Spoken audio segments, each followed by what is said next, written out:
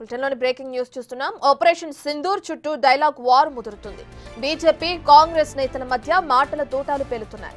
Operation Sindoor పై CM చేసిన comments తో మొదలైన రచ్చ ఇప్పుడు తీవ్ర స్థాయికి చేరింది. బీజేపీ టార్గెట్ గా కాంగ్రెస్ నేతల వరుస ప్రెస్ మీట్లు నిర్వహిస్తూ అటాక్ చేస్తున్నారు. కాల్పుల విరమణలో ట్రంప్ మధ్యవర్తిత్వంపై ఆగ్రహం వ్యక్తం చేస్తున్నారు. ఆపరేషన్ సింధూర్ ను బీజేపీ రాజకీయం చేస్తుందని ఫైర్ అవుతున్నారు. ఇటు బీజేపీ నుంచి అదే రేంజ్ లో కౌంటర్లు వస్తున్నాయి. సైనికుల పరాక్రమాలను అనుమానించేలా అవమానించేలా మాట్లాడుతున్నారంటూ ఫైర్ అవుతున్నారు. దేశంలోనే పెద్ద కంటోన్మెంట్ మన పార్లమెంటు నియోజకవర్గంలో ఉంది. సికింద్రాబాద్ కంటోన్మెంట్ అంటే ఈ దేశ భద్రతకు గుండెకాయ.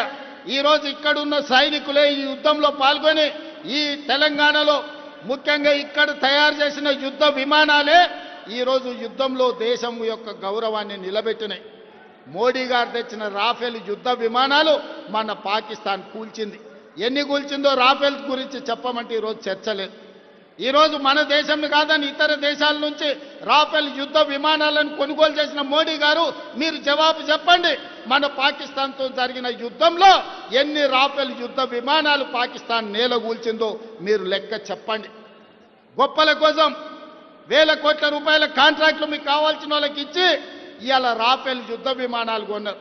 అవి ఎందుకు నేలగూలినాయో ఇవాళ ప్రజలకు సమాధానం చెప్పాలి. రాహుల్ గాంధీ అడగాల్సింది ఎన్ని రఫేల్ విమానాలు కూలిపోయినాయో కాదు, ఎంతమంది ఉగ్రవాదులు చనిపోయారు అడుగుంటే దేశ ప్రజలందరూ సంతోషపడేవాళ్ళు. ఏ రకంగా మన సైనికులు పాకిస్తాన్ మీద విరుచుకపడ్డారో వైమానిక దాడుల ద్వారా కావచ్చు, మనకున్నటువంటి ఆధునికమైనటువంటి టెక్నాలజీ ద్వారా కావచ్చు, మన మిజైల్స్ ద్వారా కావచ్చు అడిగినుంటే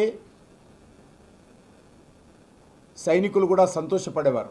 అది రేవంత్ రెడ్డి కానీ రాహుల్ గాంధీ కానీ ఎవరైనా సరే ఎన్ని రఫేల్ విమానాలు కూలిపోయాయో లెక్క చెప్పండి అంటారు.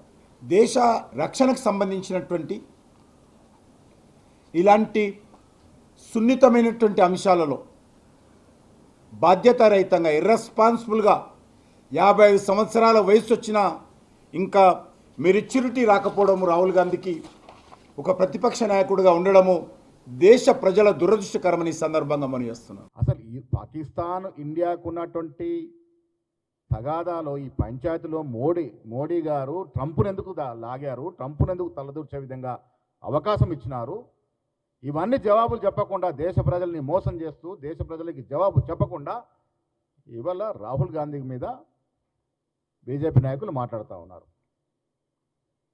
ఇలా దేశ ప్రజలు అడుగుతూ ఉన్నారు మిమ్మల్ని.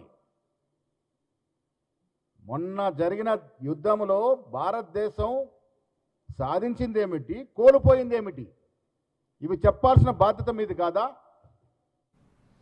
రైట్, ఇక ఆపరేషన్ సింధూర్ పై సీఎం రేవంత్ చేసిన కామెంట్స్ ఇప్పుడు రచ్చ చేస్తున్నాయని చెప్పుకోవచ్చు. దీనికి సంబంధించి బీజేపీ కూడా తీవ్ర స్థాయిలో స్పందిస్తుంది. అసలు రేవంత్ అన్న మాటలు నిజంగానే అక్కడ ఉన్న సైనికుల్ని అవమానించేలాగున్నాయా? ఈ డీటెయిల్స్ అందించడానికి మా ఇన్పుట్ ఎడిటర్ పవన్ లైవ్ లో జాయిన్ అవుతున్నారు. రైట్ పవన్, మనం చూసాం సీఎం రేవంత్ రెడ్డి ఏం మాట్లాడారో, రైఫిల్స్ ఇతర దేశాల నుంచి ఎందుకు దిగుమతి చేసుకున్నారు అనే విషయంలో ఆయన మాట్లాడారు. ఇక దాన్ని బీజేపీ ఎందుకు కావాలనే ఒక విమర్శల చేసిన విధంగా తీసుకుంటుంది, కావాలని ఒక రచ్చ చేసే విధంగా సీఎం రేవంత్ ని నెగిటివ్ గా చూపించే విధంగా ఎందుకు మాట్లాడుతున్నారు అనుకోవచ్చు. దీనికి సంబంధించిన డీటెయిల్స్ ఏ విధంగా ఉన్నాయి? ఆపరేషన్ సింధూర్ పైన అటు కాంగ్రెస్ బీజేపీ మధ్య మాటల యుద్ధం కొనసాగుతుంది.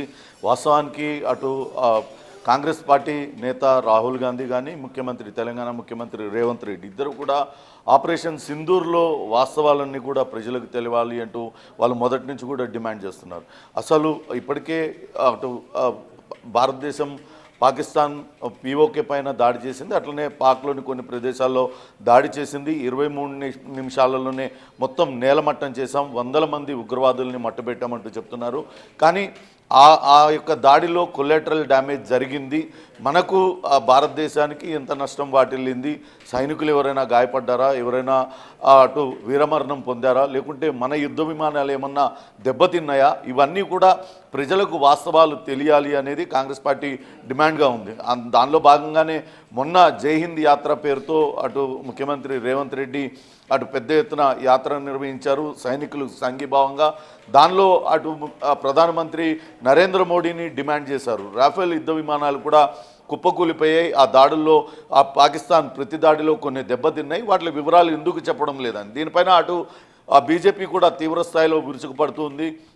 అడగాల్సింది కూలిపోయిన రాఫెల్ యుద్ధ విమానాలు లెక్క కాదు, ఎంతమంది ఉగ్రవాదులు చనిపోయారనేది అడిగితే బాగుండేది, మీరు పాకిస్తాన్కు మద్దతుగా మాట్లాడుతున్నారా అంటూ తీవ్ర స్థాయిలో విరుచుకుపడ్డారు. అటు కిషన్ రెడ్డి కావచ్చు, మంత్రి బీజేపీ ఎంపీ సంబిత్ పాల్ కూడా ఇదే రకమైన అటు విమర్శలు కాంగ్రెస్ పార్టీ పైన, కాంగ్రెస్ పార్టీ ముఖ్యమంత్రి రేవంత్ రెడ్డి పైన చేశారు. ఇటువంటి వ్యాఖ్యలు చేయాలంటే వెళ్ళి పాకిస్తాన్లో ప్రెస్ మీట్ పెట్టుకుండంటూ సంబిత్ పాల్ వ్యాఖ్యలు చేశారు. కానీ ప్రజలకు వాస్తవాలు తెలియాల్సి ఉంది. ఏకపక్షంగా కాల్పుల విరమణ ఒప్పందాన్ని ఎందుకు చేసుకున్నారు? మొన్న ఇది మొత్తం భారతదేశం కూడా అటు పీఓకేని ఇప్పుడైనా మొత్తంగా మనం ఆధీనంలోకి తీసుకుంటామని భావించారు.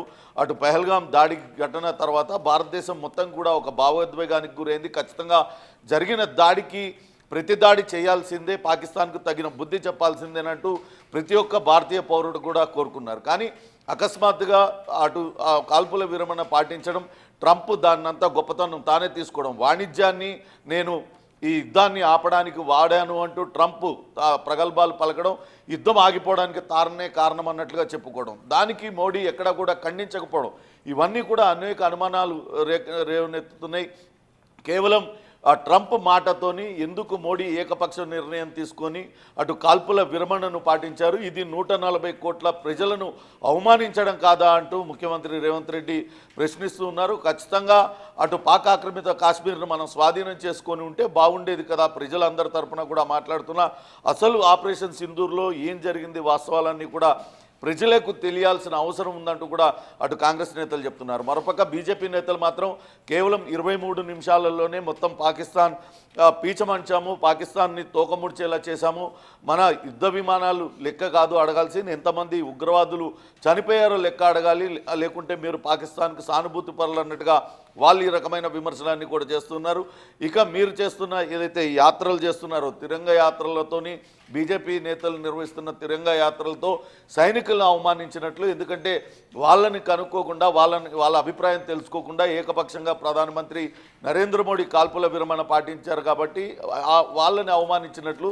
దాని స్థానంలో ఇకపైన జై హింద్ యాత్రను కాంగ్రెస్ పార్టీ నిర్వహిస్తుందంటూ రేవంత్ రెడ్డి అయితే ప్రకటించారు. ఈ మాటల యుద్ధం అయితే కొనసాగుతుంది. రాఫెల్ యుద్ధ విమానాలు వేల కోట్ల రూపాయలు వేసి కొన్నవి, ఇవన్నీ కూడా ప్రజల సొమ్ము, అవి యుద్ధంలో పనికి రాకుండా పోవడం అనేది ఇవన్నీ కూడా ప్రజలకు తెలియాల్సిన అవసరం ఉంది. కాబట్టి మేము అడుగుతున్నామంటూ కాంగ్రెస్ పార్టీ నేతలు కూడా తాము అడిగిన ప్రశ్నలకు సమర్థించుకుంటూ ఉన్నారు. అటు బీజేపీ నేతలు మాత్రం అటు కాంగ్రెస్ పార్టీ పైన విమర్శలు చేస్తూ ఇదంతా కూడా సైనికులకు అవమానం చేసే విధంగా, సైనికుల శక్తియుక్తుల్ని వాళ్ళ నైతిక స్థైర్యాన్ని దెబ్బతీసే విధంగా కాంగ్రెస్ పార్టీ నేతలు మాట్లాడుతున్నారంటూ వాళ్ళు కూడా తీవ్ర స్థాయిలో విమర్శలు చేస్తున్నారు. మాటల యుద్ధం అయితే కొనసాగుతుంది, చూడాలి మరి ఇది ఎక్కడి వరకు వెళ్తుంది అనేది. రత్న. Right, thank you.